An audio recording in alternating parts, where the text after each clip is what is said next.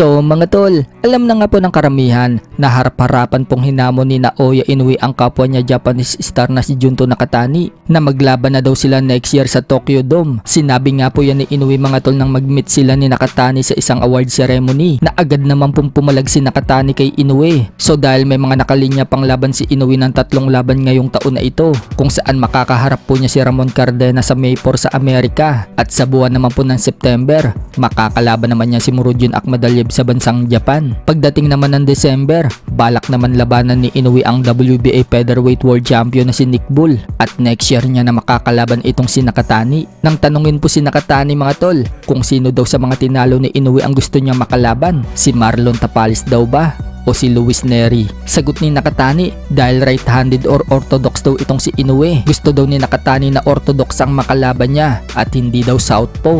So ibig sabihin lang niyan mga tol, ayaw labanan ni Nakatani itong sila Luis Nery at Marlon Tapales dahil mga kaliwete ito. So sino kaya ang gustong makalaban ni Nakatani na orthodox na tinalo ni Inoue? Pwede siguro dyan mga tol yung huling tinalo ni Inoue na si Yejun Kim ng South Korea. Orthodox po kasi yun mga tol. O kaya naman pwede din si legend former 4 Division World Champion Nonito Donaire Jr. Total, naghayag naman po si Donaire noong mga nakalipas na interview sa kanya na gusto daw niyang labanan si Junto Nakatani. Kaso mukhang gusto ni Donaire mga tol sa bantamweight sila maglaban ni Nakatani. Pero nasa pag-uusap naman po yan.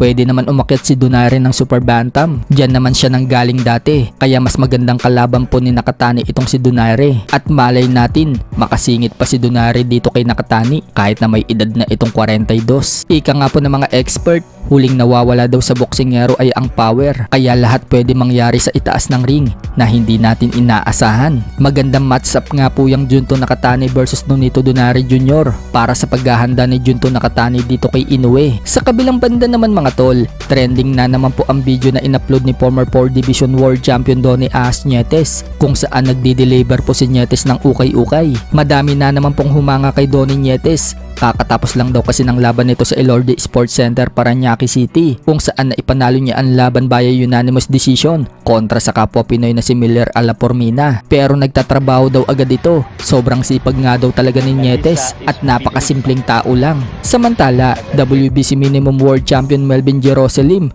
napakasimpleng tao din mga tol. Sa video po kasi na in-upload niya mga tol, sumabit po siya sa jeep dahil puno na ng pasahero.